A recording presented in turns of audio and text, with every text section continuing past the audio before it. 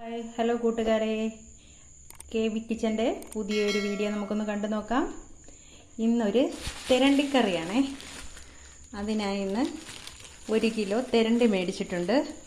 അപ്പം നമുക്കത് അഴിച്ച് പാത്രത്തിലോട്ടിടാം. അങ്ങനെ തെരണ്ടി എടുത്ത് പാത്രത്തിലിട്ട് ഇനി ഇതൊന്ന് വൃത്തിയാക്കി എടുക്കുന്നത് കുറച്ചൊരു പണിയാണ്.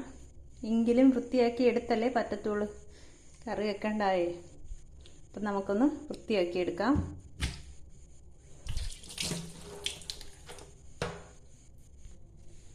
അങ്ങനെ നമ്മുടെ തെരണ്ടിയെല്ലാം വെട്ടി വൃത്തിയാക്കി കഴുകി എടുത്തിട്ടുണ്ട്.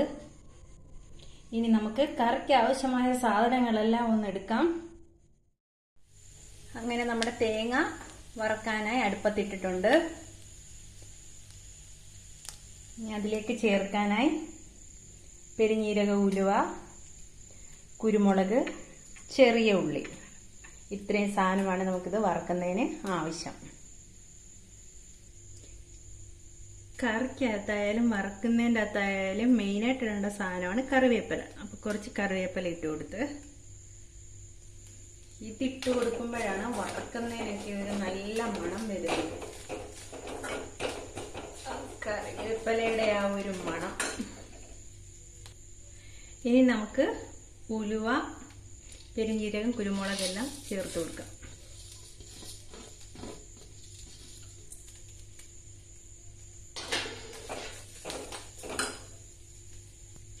പെരുംജീരകം ഇട്ടാൽ ഒരു പ്രത്യേക ടേസ്റ്റ് കിട്ടും കറിക്ക്. അതുകൊണ്ടാണ് പെരുംജീരകം ഞാൻ ചേർക്കുന്നത്. എല്ലാവരും പെരുംജീരകം ചേർക്കുമെന്ന് എനിക്കറിയത്തില്ല, പക്ഷെ ഞാൻ ചേർക്കും. ഇതൊരു പ്രത്യേക ഒരു ടേസ്റ്റാണ്. കറി തിളച്ച് വരുമ്പോൾ നല്ല മണമായിരിക്കും കറിക്ക്. മീനും ഒരു സ്വാദ് കിട്ടും. നമ്മുടെ കുഞ്ഞുള്ളി അരിഞ്ഞ് വെച്ചത് ഇട്ട് കൊടുക്കാം. മിക്ക ആളുകളും തേങ്ങയുടെ കൂടെ തന്നെ ഈ കുഞ്ഞുള്ളി അങ്ങ് ചേർക്കും. ഇത് ഞാൻ വളരെ നൈസായിട്ട് അരിഞ്ഞ് വെച്ചത് കൊണ്ടാണ് ഇപ്പൊ ചേർത്തത്. പെട്ടെന്ന് മൂത്ത് കിട്ടും, അതുകൊണ്ടാണ് ഇപ്പൊ ചേർത്തത്. അപ്പൊ ഏകദേശം നമ്മുടെ തേങ്ങ മൂത്തിട്ടുണ്ട്. ഇനി നമുക്ക് ഇതിലേക്ക് മുളക് പൊടി, മല്ലിപ്പൊടി, മഞ്ഞൾപ്പൊടി ഇട്ട് കൊടുക്കാം.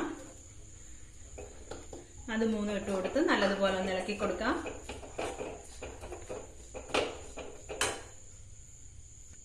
അങ്ങനെ തേങ്ങയും മുളകും മല്ലി എല്ലാം നല്ലതുപോലെ മൂത്ത് കഴിഞ്ഞിട്ടുണ്ട്. ഇത് തണുത്തതിന് ശേഷം നമുക്ക് ഒന്ന് അരച്ചെടുക്കാം. അങ്ങനെ അരപ്പ് നമ്മൾ അരച്ചു കഴിഞ്ഞിട്ടുണ്ട്. കറിക്ക് ആവശ്യമായ സാധനം: പച്ചമുളക്, ഇഞ്ചി, വെളുത്തുള്ളി, ചെറിയ ഉള്ളി ചെറുതായിട്ട് അരിഞ്ഞത്.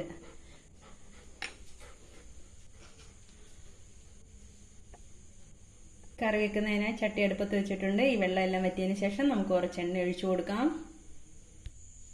ചട്ടി ചൂടായിട്ടുണ്ട്. എണ്ണ ഒഴിച്ചു കൊടുത്ത് ഇനി അതിലേക്ക് നമുക്ക് അല്പം ഉലുവയിടാം. കാരണം വറുത്ത തേങ്ങയ്ക്കകത്ത് ഉലുവ ഇട്ടിട്ടുണ്ടായിരുന്നു. അത് കാരണം ഇത് കുറച്ച് ഉലുവ ഇട്ടാൽ മതി.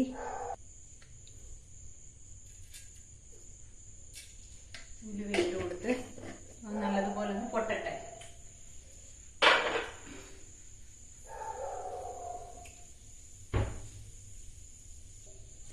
അങ്ങനെ ഉലുവയെല്ലാം നല്ലതുപോലെ പൊട്ടി.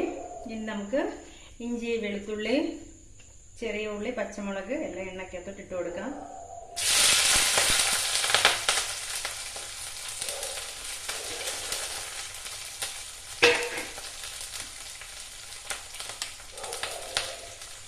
നല്ലതുപോലെ ഇളക്കി കൊടുക്കാം.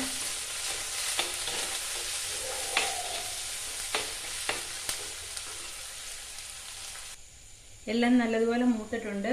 ഇനി നമുക്കിതിലേക്ക് പുളി ഇട്ട് കൊടുക്കാം. ഇട്ട് കൊടുത്ത് നല്ലതുപോലെ ഒന്ന് ഇളക്കി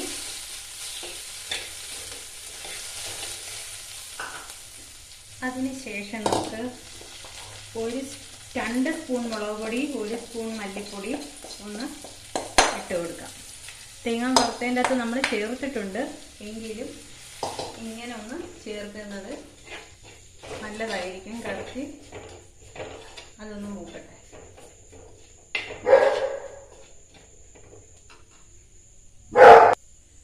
നല്ലതുപോലെ മൂത്തിട്ടുണ്ട്. കുറച്ച് വെള്ളം ഒഴിച്ചു കൊടുക്കാം.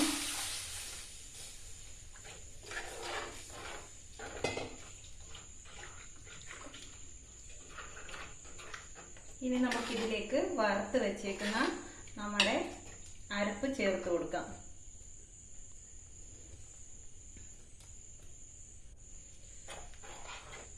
വറുത്തരച്ച അരപ്പ് ചേർത്ത് കൊടുത്ത് ഇനി നമുക്ക് ആവശ്യത്തിന് വെള്ളം ഒഴിച്ചു കൊടുക്കാം. ഉപ്പിട്ട് കൊടുക്കാം.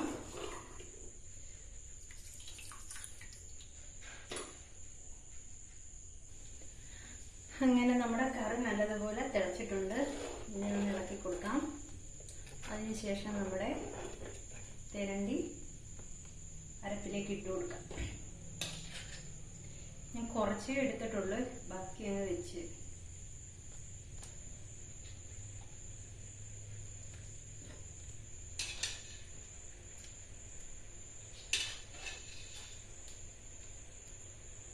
നല്ലതുപോലെ ഒന്ന് ഇളക്കി കൊടുക്കാം.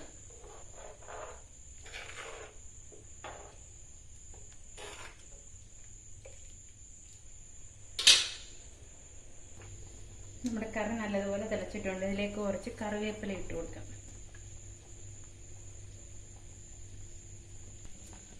അങ്ങനെ നമ്മുടെ തിരണ്ടിക്കറി നല്ലതുപോലെ പറ്റിയിട്ടുണ്ട്. ഈ വീഡിയോ എല്ലാവർക്കും ഇഷ്ടപ്പെട്ടെങ്കിൽ വീണ്ടും നമുക്ക് അടുത്തൊരു വീഡിയോയിൽ കാണാം. Okay, by.